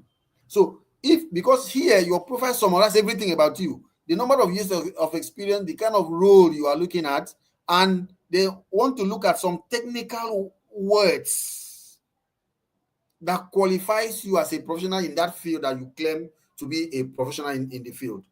There are some technical words they want to see. Now, if you look at this profile, while I spend time here is because a lot of people write almost irrelevant stuff and send to us, and I use it to apply for jobs, and then they will go about complaining, I've been applying for 20 jobs, they don't call me. No, they might not call you. Why? Because you have not sold yourself. This is where you can sell yourself. This place will sell you. So when the recruiters get your CV, the first place they go to is your profile, because your profile will talk about will tell us whether you have an idea of what you are looking at. After that, they look at the skills. Okay, they look at the skills, and after that, the first thing, the another place they go to is your experience. Sometimes the recruiter would not even look at your profile; they will go to your experience. Oh, where has this person worked? He works at this place. What kind of company is that? Right? What kind of company, or what industry do they operate from? So your profile, your CV should state that. When your CV states all those things, another thing you must look at, you must take example of, is my CV here. You don't see so much design.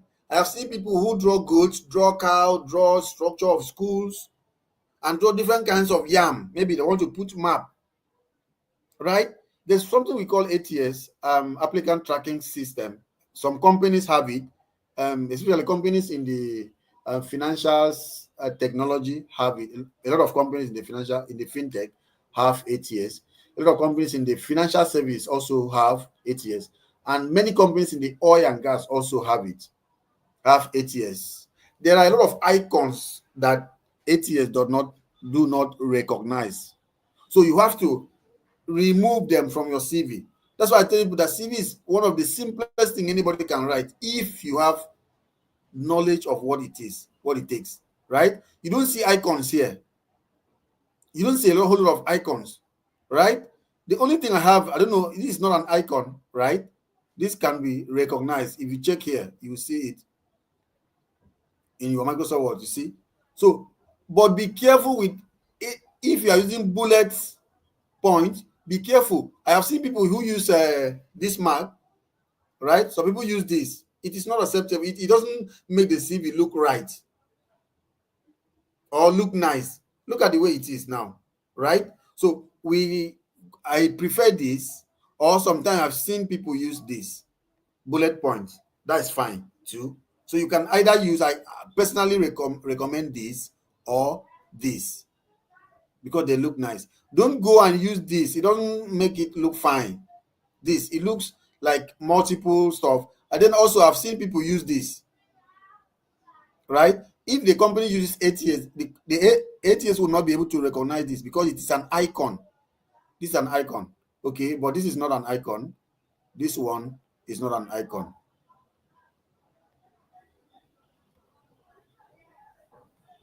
Okay, I will correct that. So you have to look at this, like I've explained. Take this as an example. Why I spend time here, I will always talk about this, please. Your profile should explain about you, to explain about the skills you have. And there's a sentence I use here that is very strategic. 9 years a cognate human. Cognate means this 9 years experience is only in HR.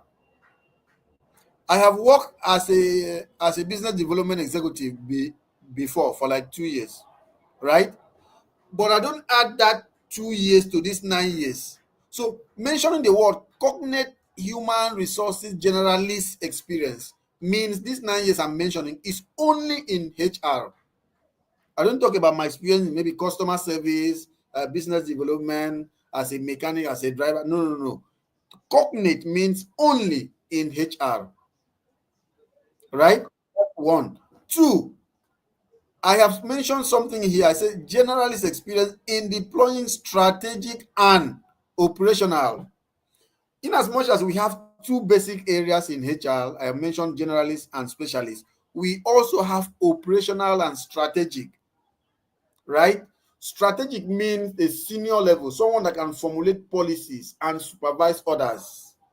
Operational means someone who handles the day-to-day activities. So with these two words, I have positioned myself as an authority in my field. I can work as operational HR. I can also work as a strategic HR. It depends on what role you want to place me. So it's now left for them. What role are we recruiting? If we are recruiting operational HR, this person can function here, right? But can we pay him because he has experience as a strategic HR, right? Now, if we are recruiting for HR, a strategic HR, for you to become a strategic HR, you must have had experience as operational HR. Because that's why I say you have to be a specialist first, because specialist means you are involved with operational activities. You are involved with day-to-day activities of HR, maybe recruitment or maybe payroll, maybe learning and development, or maybe performance management. But immediately you cross over to strategic, you only develop policies, you develop long-term goals, you develop strategies that will help you to supervise other HR or other operational HR. So I'm using these two ways to position myself, right? So you don't position yourself as a strategic person in your field when you don't understand the operational responsibilities. Having said that, I've also talked about this I know that a lot of companies, when you talk about a company, when a company recruits, company know about market share, not about know about competition. Companies are very wary of their competitors, right? So they want to see how you can help them position them or make them do better than their competitors. And I have stated here on my CV, um, somewhere here, something out the word, this word, outwit. Okay, operational human resource strategies to helping organizations. Why I use the word organizations is because I'm not trying to position myself as HR person in the financial sector only. So organizations is many. It can be there are many organizations, right? It can be in the financial sector, it can be in the financial technology, it can be in the banking, it can be in the real estate, it can be whatever industry. Advertising, I can also work there. So now this is something you must note. A company, when they make an advert, they want, like I said, they want to see how you can help the company solve a problem. So your profile must state how you help the company solve a problem and what problems can you help the company solve. This is what answered that question. I'm a senior, or I said that I am a human resource generalist experience in deploying strategic and operational human resource strategies to helping organization outwit competition through. How do you help company outwit their competitors? I do this through different value chain in human resources management while dealing with organizational challenges, collaborating with top management, line managers, and leading employees to deliver valuable services that yield result. What I'm indirectly saying here is that I am not doing this thing alone. I do it through supervision by supervising people. I also understand the different value chain in HR. So when you want to position yourself, when you want to write your CV, you must state the problem and how you can help the company solve the problem. So what problem are you solving? Sometimes maybe you go to interview, they will ask you that question. If we should give you opportunity to join our company, what will you be doing for the company? You say, oh, I'm a digital marketing person that can help the company attract the right customers. I can create maybe marketing, how they call it, something funnel. Well, I can bring deals. Okay. I can convert deals. I can convert customers. I can help to position to market the company. How? So your profile must state how you can do it. Okay. I think I've tried my best to summarize. I just wanted to us to, because I realized my weakness is that when I take up stuff like this, I tend to speak for some hours, for so many hours, because there are a whole lot to give out. But the thing is that I try to use CV to summarize everything. But please take care of your CV. When you are doing your CV, know that your CV is your marketing tool. You are using it to sell yourself, and also state your number of years of experience. Sell yourself through your profile. If you are able to sell yourself here, the next thing they will do is to go to your experiences. If you say you have 9 years, if you say you have 2 years, and you state that you can do this, show us on your CV. So your experience will show that. After that, what qualifies you, which is your key skills. If you say you are a professional, what professional membership organizations are you a member? So they will check that. Okay. Thank you so much. I don't know. I would like to listen to your questions and see how I can help. Um, then, if there's any other opportunity that Ofon will give me, maybe we can talk about interview hacks, how you can hack, how you'll be able to answer maybe a 10th question, how you can also maybe develop your career, how you can channel your career to make it profitable to you, and then also how you can position yourself to achieve your goals from time to time. So thank you so much for the time so far. Often, thank you so much for this opportunity. I'm so happy. I'm so excited. See, the passion in your voice, the way you were talking, I know that they did not force you to do this HR thing, Mr. John. They did not force you. Honestly, they did not force you to. You know the way they used to say, "Ah, my daddy said I should go and study medicine." Nobody forced you. You chose it by yourself, and you're really passionate about it. Yeah. Even me, I was learning. Let me even Thank tell you you. one thing that I learned. I learned that on your CV, immediately I saw it, I saw that it was really important the way you highlighted it, business skills, technology skills. On my CV right now, what I have is only tech skills, right? I Okay. didn't put technique. So of course I merged everything into one, and then I then put the tools that I use for it. So for instance, if I say that I know how to do social media management, I then put the tech tools beside it. So I'll put Meta Business Suite, I'll put Yeah. Hootsuite, I'll put. But the way you have done it is clearer. It's clearer Very clear in and case the simple. person hiring doesn't know exactly what those tools are, and they just say, "I just look for somebody for us." So it makes sense, and Thank, that's an important thing that I have learned. This night I will go do my own. Thank you so much.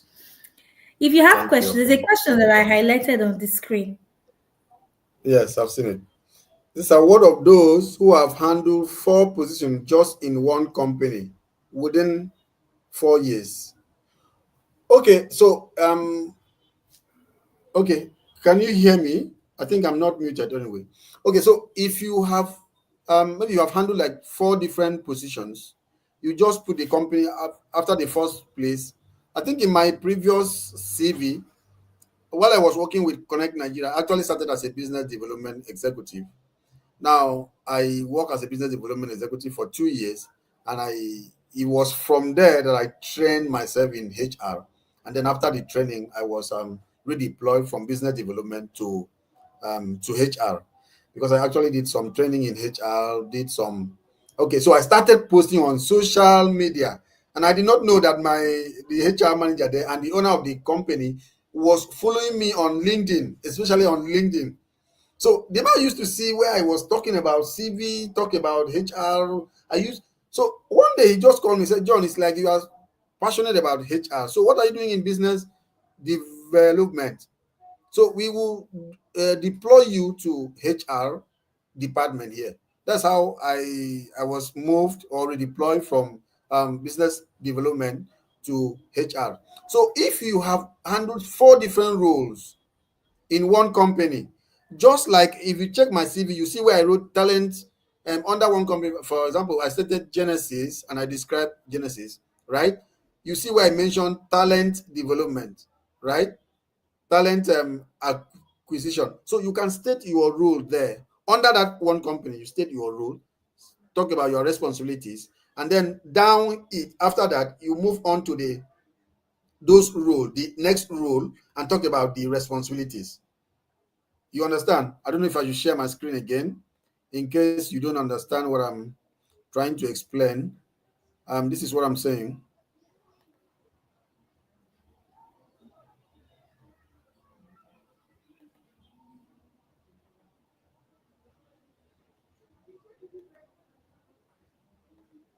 Okay. Okay. So this is what I'm talking about. I think like this company now, August 2021 to September 2022 or so. I think it's 2022. Okay. So I mentioned the name of the company and the areas. Here I was a regional human resource admin advisor. So I was in charge of a region. So I was posted to Abuja region and I did a lot of things there. After some time, I was moved to the Port Harcourt region. And after some months, they posted me to Enugu region. I said, I beg, I can't live in Enugu. That was how I left the company and then moved back to Lagos, because I was actually applied in Lagos. So you state your role here, you state your first role and mention the responsibilities, right? After that, still under that company, you state the same role and state the year or the period. Now, between January 2021 and 2025, you were working as, maybe let's say, business development manager under this company, right? You have stated your responsibilities and what you did there. Immediately after that, between February 2020 to January 2022, still in that company, you were working as a learning and development manager. You mentioned, right? You also state the role. And then you also go down between the year, so year and so month, you were working as. So that's the only thing you did. You don't mention the name of the company over and over and over again. Immediately you mention here, they will understand, okay, your roles, these two different roles was in only one company. And because you have stated the time also, they will understand, right? They will understand that all those responsibilities was in one company. I don't know if I've been able to answer your question. Any other question? Thank you.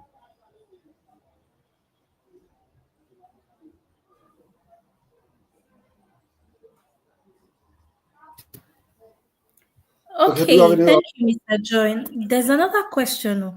So let me tell you, people, we will not leave here today. When it has to do with career conversation, because aside Yeah. from the passion that Mr. John is using, there are so many things to talk about. So many things to talk about. So we will not leave here. There's one question from Pretty. Pretty, you're my babe. Oh. No, let's answer your question. Oh,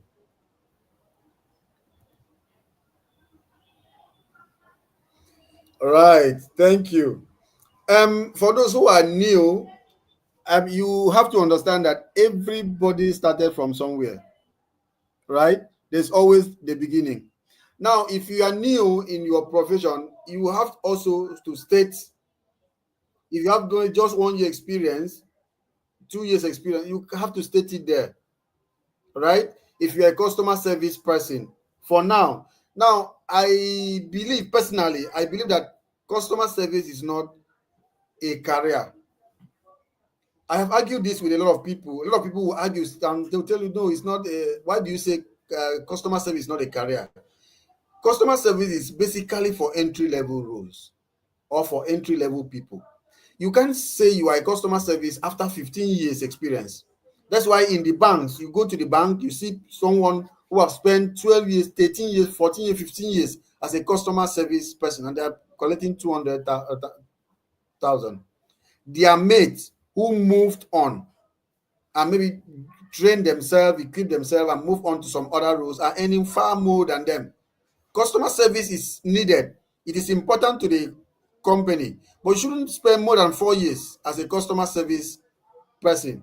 You should be there for the first, maybe at the entry point. You use that to equip yourself, to train yourself to a particular role, and you move on.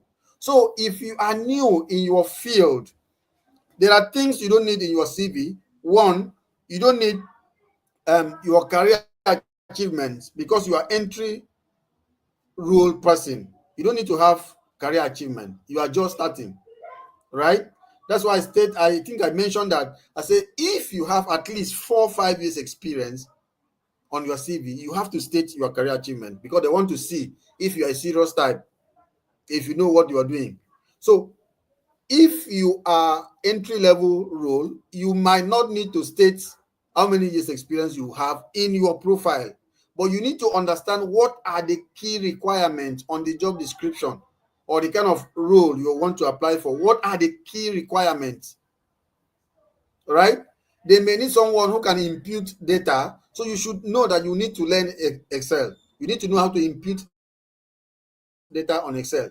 There might not be someone who should be able to analyze, because for you to be able to use Excel to analyze, you must have at least 2 3 years experience, and you must have learned about maybe data analytics, or you must have advanced or intermediate level of Excel, right? So if you are new in your field, one, you don't need to state the number of years of experience, or you can state anyway, but you don't need to mention, you don't need your career achievements. So that means your CV, immediately after your contact, I mean your name and your contact, you have your profile. The next thing should be your experience, right?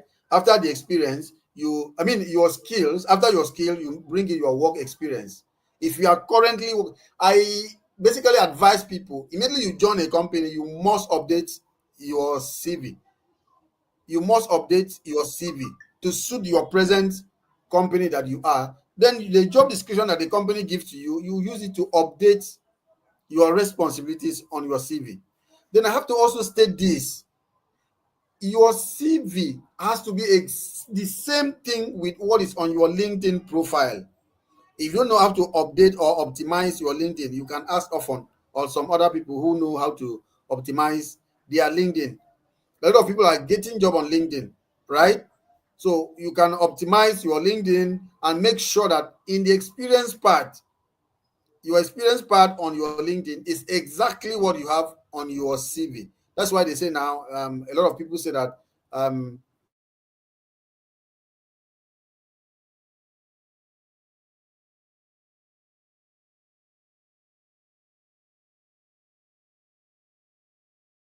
that LinkedIn is replacing CV. Yes, there's a lot of when we the first go.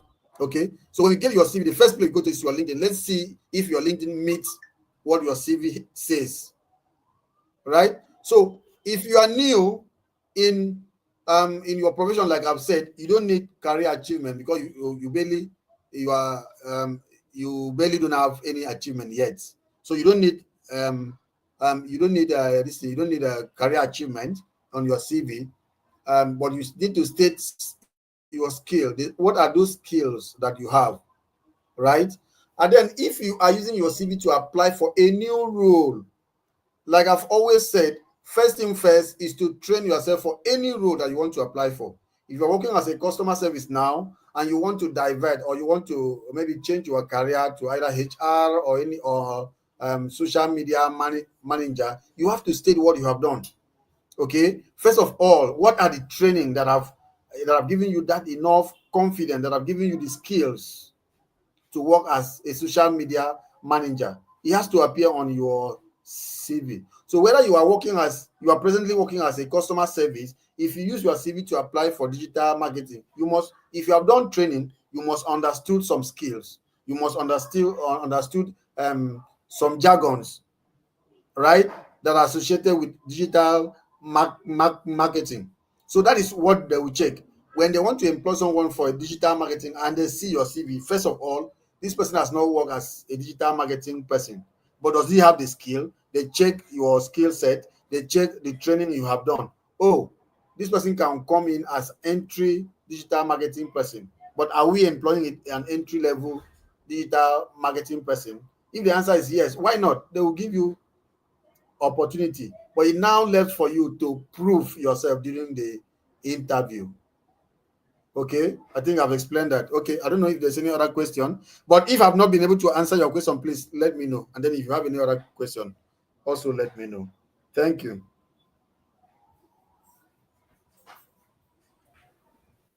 Great, great. That's a good one. You answered something that I even had in mind. You were talking about digital marketing professionals. If you're in the creative space generally, you do design, whether it's product design, whether UI UX design, whether it's marketing, anything that has to do with the creative space. Have a portfolio. Even I Yeah. usually say when you volunteer for people, volunteer for other businesses, an NGO is looking for a social media manager.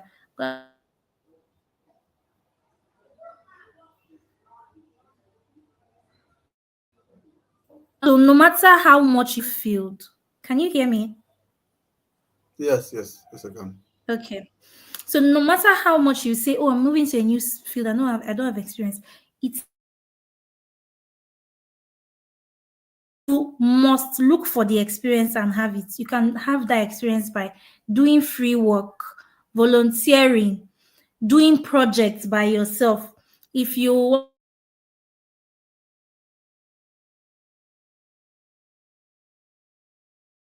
analyze for them. I hope you get the point.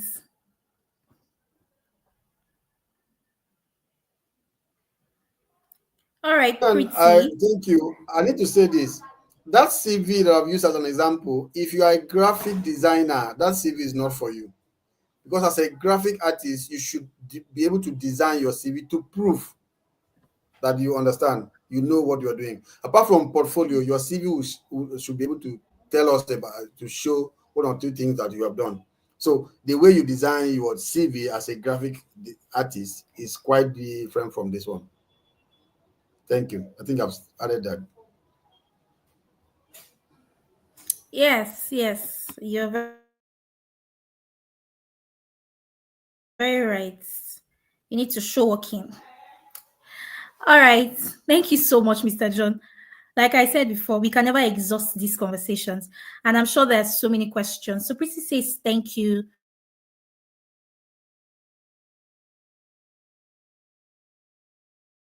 I a long time of not speaking. Immediately I sent you a message. You were like, oh, that's fine. Let's do it. Thank you so much. God bless you. So we can continue the questions on the WhatsApp group to feel like it's a safe space for you. If you have questions, ask your questions. You are not on your career journey by yourself. I'm not the only person on that group. Like I said,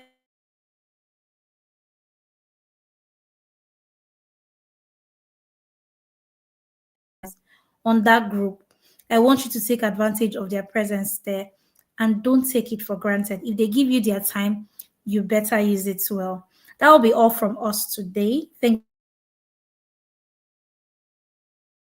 you so much for your time. I hope you can share this link, this replay to your friends that missed it, especially the CV parts. Especially the CV parts. All right. Take care, everybody. Put your favorite emoji on the comment section before you sign out. Let me look for my own favorite emoji.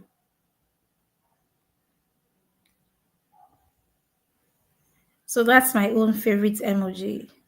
Your favorite emoji before you sign out. Drop it. Don't forget to thank Mr. John. I'm also going to send you, thank you, God, for reminding me. I'm also going to send you a feedback form. Please do well to respond to that feedback form. Please do well to respond to that feedback form. It is very, very, very important so that we know what we're doing good and we know what we can improve on. Because if you don't tell us what is right and how you feel, how it has impacted you, we never know where to improve. All right. Thank you so much. Bye, everybody. See you on our next stream. Oh, somebody says they're not on the WhatsApp group. Please, uh, how would you get it now? Let me post the link here. Let me post the WhatsApp group link here. I hope you can copy it from YouTube. I hope you can.